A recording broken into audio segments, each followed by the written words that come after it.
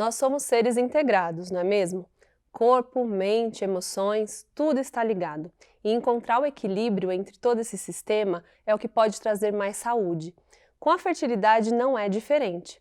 É por isso que hoje, no episódio do Fertilidade Descomplicada, eu recebo aqui a psicóloga Laura Bechara e a nutricionista Iris, e a gente vai bater um papo sobre como manter hábitos saudáveis em prol da fertilidade.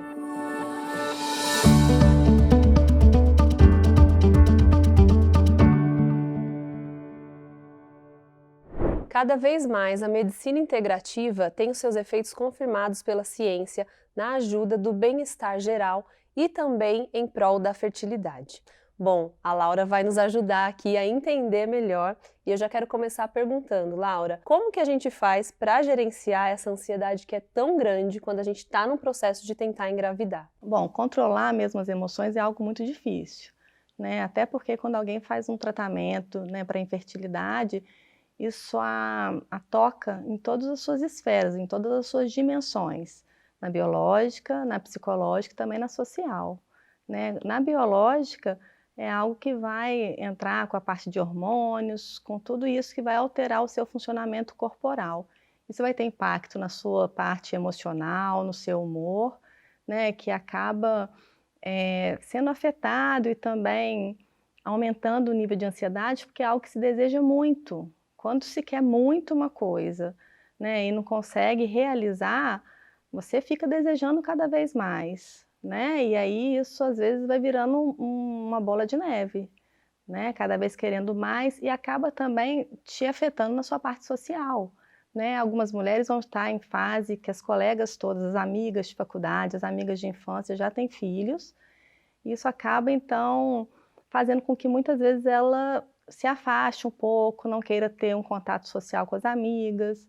Então, nesse aspecto, ela é atingida em todas as suas dimensões. Por isso que é tão difícil até separar o que é biológico, o que é emocional, o que é também social. E sem contar que ela tem, de certa forma, a intimidade exposta, né, quando o casal conta, seja para o próprio médico que vai ajudar ou para algum amigo, para os parentes, né, que está passando por esse processo, isso também acaba pesando, né? Pesa bastante. Alguns casais até preferem preservar isso só para eles e, de fato, isso diz respeito à intimidade deles, né? Quando a gente fala de fertilidade, a gente está falando da vida íntima do casal. Então, nesse aspecto, né, acaba expondo. Fora que reproduzir é algo que parece inerente, natural ao ser humano. Ninguém fica contando que vai ter uma dificuldade no momento que se planejou, de que se esperou, né, para que acontecesse. Então, nesse aspecto, assim, acaba que o casal ele também deve ser fortalecido para que ele não se distancie, né, um do outro. A gente está vivendo um movimento, vejo muito nas redes sociais, todo mundo good vibes, uma positividade, só que a vida tem muitos desafios, né, e às vezes você fica se culpando até e se cobrando por não conseguir ser essa pessoa tão leve, de bem com a vida. Só que esse é um processo denso, né? Sim, isso que você está dizendo é muito importante, Aline, porque hoje a gente percebe de fato um excesso da valorização da imagem, né? Você tem que ser feliz, você tem que ser perfeito, até porque tudo você consegue resolver, tudo você consegue comprar. Só que isso tem um sentimento que é da ansiedade, que é da angústia, que é inerente do ser humano. Se você está passando por um momento de crise, né, e a gente pode configurar, né, as pessoas que procuram um tratamento como um momento de crise, né, isso vai ficar mais à flor da pele. É importante, então, em vez de tamponar esses sentimentos, acolher, se respeitar, estar atento ao que está se sentindo, porque isso faz parte desse processo. Corpo e mente é uma coisa só, né? Até pelos processos neurológicos, a parte bioquímica do cérebro acaba também disparando, às vezes, componentes que atrapalham mesmo o funcionamento do corpo. Então é importante estar atento, né? Praticar o autocuidado dentro de um possível, né? Saber o que faz bem para aquela pessoa. Se fazer uma meditação faz bem, prática de exercício físico, às vezes cuidar da própria alimentação. Enfim, tem uma série de práticas de autocuidado que podem auxiliar nesse momento. A gente não consegue saber exatamente o que a gente está sentindo, né? A angústia tem essa característica, ela fica presa ali dentro do peito você não sabe o que é que está te incomodando. Então, tem pessoas que conseguem expressar isso através da escrita, outras através das artes, né? Outras através da culinária. Então, cada um vai saber o que é importante para si, para recorrer nesse momento de maior dificuldade. E uma outra coisa que pode ajudar também nesse gerenciamento das emoções é a acupuntura, que já é aí bem conhecida das desejantes e também dos médicos. E quem vai contar essa relação pra gente é a Josiane. Josi, conta um pouquinho no que a acupuntura atua. O princípio, né, básico da acupuntura em si é o equilíbrio dos meridianos, né, que são as polaridades yin e yang. E esse desequilíbrio ocorre devido a mudanças climáticas, a ansiedade, o estresse associado da angústia, mágoa, né? Então, de acordo com esse desequilíbrio, nós fechamos um diagnóstico na avaliação, né? Tem que ser com um profissional especializado na área, tá? Fechamos um diagnóstico de desequilíbrio e começamos a tratar esses pacientes. A acupuntura é uma delas da medicina chinesa, né? É uma das técnicas da medicina chinesa. Nós temos várias outras. Escaldapés, tá? Que a gente utiliza com óleos essenciais, mas a gente associa também que a gente tem que fazer uma avaliação o quanto antes, né? Sempre eu recomendo fazer de 3 meses antes de iniciar qualquer procedimento, para a gente equilibrar o corpo para um todo. A gente não equilibra somente naquele momento que você está passando, né? Então, eu sempre falo que tem que equilibrar a mente, o coração e o útero. Sempre tem que ter essas 3 conexões. E quando mais tempo a gente tiver para equilibrar esses meridianos, melhor a taxa de sucesso, né? E Laura, tem assim, é, algo que elas fazem muito e que é muito ruim, assim, que é se comparar, né? E até sentir raiva mesmo, né? Porque é isso, quando a gente quer alguma coisa, a gente só enxerga isso, né? Então você quer comprar um carro, você vê aquele carro em todo lugar, né? Você quer engravidar, parece que o mundo inteiro agora resolveu ficar grávido, todas as mulheres do mundo, né?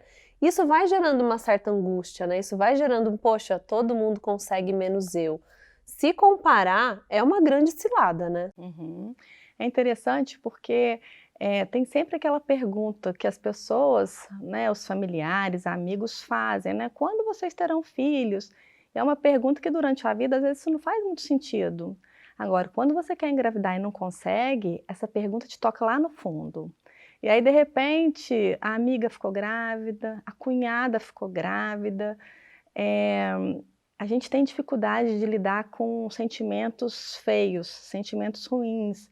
Só que o sentimento, ele não tem julgamento, né? Então você de fato sente inveja, não significa que você queira o mal do outro, né? Mas a pessoa conseguiu uma coisa que você estava aguardando. Às vezes a gente escuta dizer assim, poxa vida, era a minha vez, né?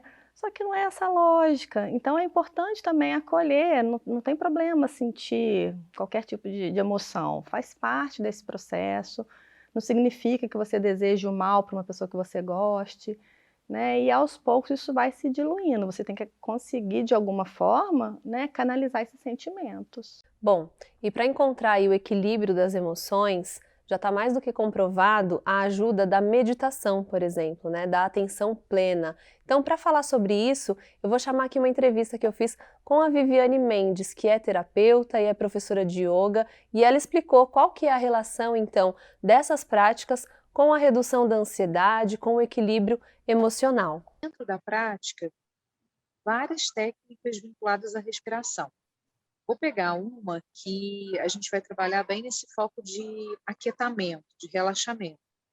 Então, por exemplo, uma boa respiração para se utilizar é a respiração mais abdominal, uma respiração mais baixa.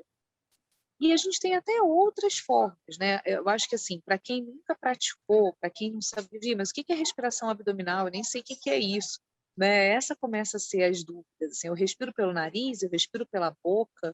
Como que eu faço? Então, assim, de uma forma bem simples, a gente pode pensar numa respiração pelas narinas, nasal, tanto a entrada quanto a saída do ar, e a gente vai pensar sempre numa respiração que ela vai se expandindo, né? Ela vai aumentando dentro do que é possível para cada pessoa.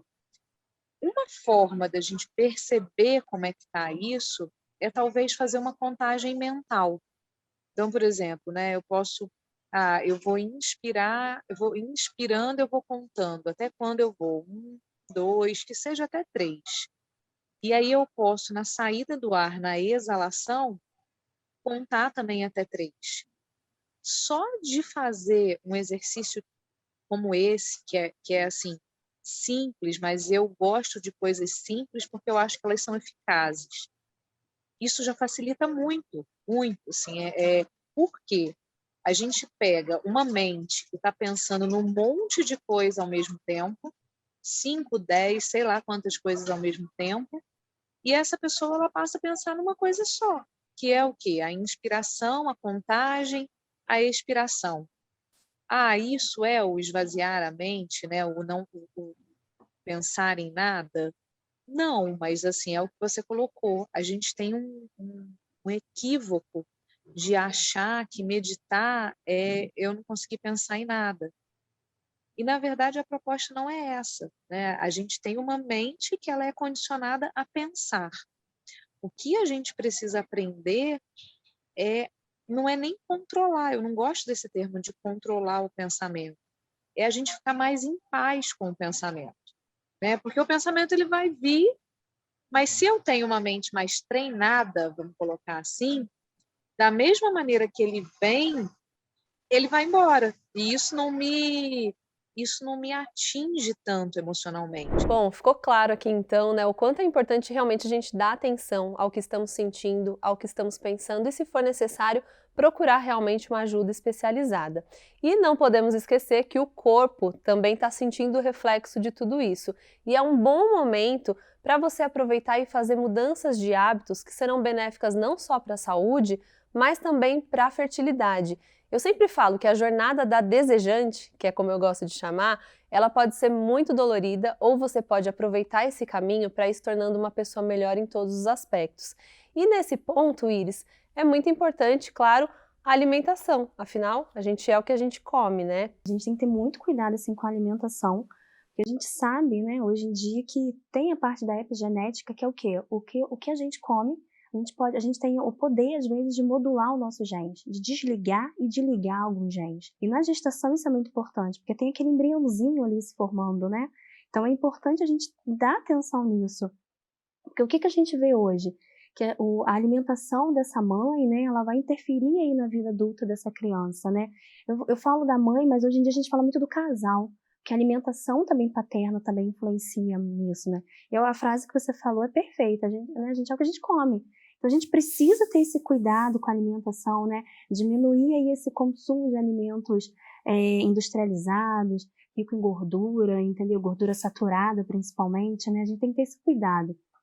E a gestação é um momento, né, que a gente fala, da gente programar metabolicamente essa mulher aí, né, para a gente ter uma gestação mais saudável possível. Né? Claro, tem alguns viés que a gente não consegue, às vezes, controlar, mas a alimentação a gente consegue. Tanto que o que a gente fala hoje em dia? Aquele casal está pensando em engravidar, começa de 6 a 3 meses antes, cuidar da alimentação, cuidar da qualidade de vida, de atividade física, né? Se é um casal, às vezes, muito sedentário, começar a praticar atividade física, né? É importante a gente ter uma alimentação variada, né? Quando a gente fala, assim, de um prato colorido, a gente está falando disso, né? Então, a gente tem que ter as verduras e os legumes, porque tem fibra, mas também tem vitaminas e minerais antioxidantes. Então, aí eu destaco o zinco, eu destaco o ácido fólico, né? Que a gente suplementa, mas a gente tem ele em grande quantidade nos alimentos, nos vegetais verde escuro, e a gente sabe dessa biodisponibilidade quando está ali na matriz alimentar, ele tem uma melhor biodisponibilidade, não que a suplementação não seja bem-vinda nesse caso, a gente sabe que precisa suplementar ácido fólico, mas a gente tem as fontes de cálcio, a carne, não necessariamente carne vermelha se é uma paciente com endometriose, mas a carne branca, né, por ser fonte de ferro, a gente precisa ter um aporte de ferro importante, né? Então, magnésio, zinco, aí entra as sementes oleaginosas, é importante estar nessa alimentação, né? Então, a gente tem que ter um equilíbrio, né? A gente fala muito em alimentação, né, saudável, é um equilíbrio. Nada de mais, nem nada de menos, entendeu? Então, é importante a gente ter isso, ter um prato colorido. Quanto mais colorido tem no seu prato, mais nutrientes tem ali. Eu gosto de uma regrinha que eu ouvi alguém falando, não vou lembrar quem, mas ele falava assim que a gente tem que desembalar menos e descascar mais, né? E isso eu guardei para a vida, porque sempre que eu compro alguma coisa que eu tô desembalando ali, eu penso, o processo que ela passou, né, é de muita industrialização, né? Tem muito componente ali que não é comida de verdade, né? Então, isso também levar isso em conta, né? Sim, quanto mais processado esse alimento, mais compostos a indústria vai estar colocando para ter uma vida útil de prateleira, né? Vou dar um exemplo, mas, por exemplo, o leite. Às vezes ele tem uma vida de prateleira muito maior do que um leite de roça, por exemplo, né? Porque ele é menos processado, né? Uma banana, ela estraga mais rápido do que um doce, né, processado. Então é importante ter isso. Eu falo muito isso para meus pacientes também, né? Vamos descascar mais e desembalar menos, né? Além disso, tem os corantes, a gente sabe que isso pode atrapalhar, entendeu? O excesso de consumo, né? Tem os aditivos alimentares, né? Então é importante aí a alimentação mais natural possível, né? Mais limpa possível, quando a gente usa esse termo às vezes, né? E outra coisa que eu não posso deixar de perguntar, porque eu participo de alguns grupos aí de tentantes e a gente vê muita coisa, né? Tem muita informação, muita coisa boa e também tem muito mito, né? Tem muita coisa que é propagada e a gente sabe que não tem nenhum estudo, não tem nenhuma base. Mas eu queria que você me falasse um pouquinho, né, sobre esses alimentos aí que são tidos como vilões, né? A gente está falando de equilíbrio, então teoricamente não existiria um vilão, né? Mas, por exemplo, refrigerante, bebida alcoólica, café. A gente sabe, quem está tentando engravidar sempre tenta evitar. Vale a pena realmente evitar isso se você deseja uma gestação? Vale a pena, mas assim, por isso que eu uso equilíbrio. Por exemplo, tem pacientes que não conseguem ficar sem café. Então, assim, você precisa, se para aquela paciente é muito difícil ficar sem o café, tem uma dose, né, que os estudos hoje em dia mostram, por exemplo, para cafeína, os estudos são geralmente de associação, né, não tem ali uma causa e um efeito, mas a gente viu que doses altas de cafeína tem uma tendência aí a ter mais aborto de repetição nessa mulher, né, a cafeína em excesso leva a fragmentação de DNA em homens, né, então o que a gente faz hoje em dia? A gente trabalha aí com no máximo 200 ml de café, né? O refrigerante, como é muito rico em açúcar, né? Isso atrapalha, porque a gente sabe que o excesso de açúcar pode levar a uma resistência à insulina. Essa resistência à insulina causa umas alterações metabólicas e hormonais nessa mulher, né? Além de ganhar peso. A gente sabe que a obesidade é um fator aí que atrapalha na fertilidade, tanto feminina como masculina. Então, o refrigerante tem um estudo que fala de, se puder, cortar, mas uma xícara ao dia, né? Então, é importante a gente ter esse cuidado. E a bebida alcoólica também. Hoje a gente sabe, tem estudos aí mostrando, né, que a bebida alcoólica atrapalha bem na fertilidade, né, em questão de radicais livres, na questão tudo de metabolização, de inflamação. Então, o casal que está tentando engravidar, é importante que ele tire essa bebida alcoólica, que ele tire o refrigerante, que reduza o café, né? Se puder substituir às vezes por um chá, por um suco de fruta, ok, né? Se não, uma xícara ao dia, né? De café. E para finalizar aqui a nossa parte da alimentação, eu não posso deixar de fora os suplementos, né? Porque eles realmente, assim, todo mundo que está tentando engravidar começa a tomar, pesquisa coenzima, né, Q10, pesquisa ômega 3, isso é conhecido, né? Faz parte da rotina.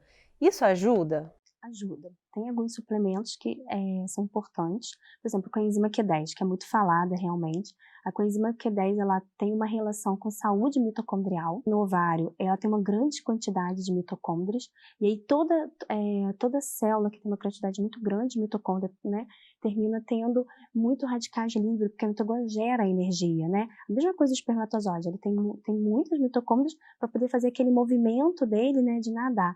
Então, esses radicais livres levam um estresse oxidativo e um dano no DNA. Então, a coenzima Q10, ela atua ali. Outra coisa também, a coenzima Q10, ela é lipossolúvel. Então, ela fica na membrana do nosso óvulo, né? E aí ele deixa essa membrana mais maleável, né? Que não sofra tanto apoptose, né? Que é a quebra dessa membrana. Então, é importante, sim, ter, claro, tem que ter a individualidade, né? E aí o médico e a nutricionista avaliar quanto que vai colocar de coenzima Q10 e se há necessidade também de coenzima Q10. Às vezes a alimentação dessa paciente é muito boa, essa paciente não tem, esse homem às vezes não tem problema de fragmentação de DNA, então às vezes não vale a pena, né? Então é importante avaliar isso. A mesma coisa o ômega 3, ele é anti-inflamatório, né? Também tá na formação das membranas, né, das células, então é importante ter. A dose vai da individualidade. Eu gosto muito de usar uma frase: suplemento, ele é a cereja do bolo, não tem que ser o principal. O principal é a alimentação, uma alimentação variada, uma alimentação equilibrada, né? Uma alimentação que tenha o maior nível de nutrientes possível, mais colorida possível, então que tenha verdura, que tenha legume, que tenha proteína. Às vezes a gente ouve falar muito assim, não, vou reduzir a proteína. Não, você tem que ter sim um aporte proteico, né? De proteínas de boa qualidade, gorduras de boa qualidade, né? Mas o suplemento vem só para completar aquilo que às vezes está faltando. O exame bioquímico é muito importante, né? Nesse casal, para você ver o que há de necessário. Fala-se muito de vitamina D, né? Todo grupo fala de vitamina D, todo mundo fala de suplementar a vitamina D. A necessidade, só tem que dosar, entendeu? Para poder ver. Então a gente tem que ter esse cuidado. É tudo ligado, né? É tudo ligado, né? Esse ciclo não acaba nunca, né? Uma coisa vai interferindo na outra. Exatamente. Então não adianta às vezes a gente querer fazer uma fórmula que funcionou para uma amiga, porque você não sabe como que é você. Né? Existe a individualidade, isso tem que ser muito levado em conta quando a gente está trabalhando, não só em fertilidade, em tudo, né? Quando a gente está trabalhando com um paciente oncológico, ele tem a individualidade dele, um paciente, né, cardíaco tem sua individualidade, e na fertilidade também. Uau, que aula, não é mesmo? Eu aprendi um monte aqui, tanto com a Iris quanto com a Laura. Quero agradecer as meninas, viu, pela participação. Foi muito rico esse episódio e convidar vocês aí de casa para continuarem assistindo Fertilidade Descomplicada. Como vocês podem ver, nós trazemos aqui assuntos muito relevantes e que tem tudo a ver com fertilidade, mas tem tudo a ver com a saúde, né? De uma forma muito mais geral. Então, com certeza, mudando os hábitos de vida, você também vai se sentir melhor, vai ter aquela sensação de bem-estar, né? Aquele acordar disposto, e isso vai mudando aí, vai melhorando todas as áreas da nossa vida. Continuem conosco, deixem aqui abaixo do vídeo seus comentários se você tem alguma dúvida. Siga também a Nidos lá no Instagram e já ativa aqui as notificações para você não perder nenhum episódio. Até o próximo!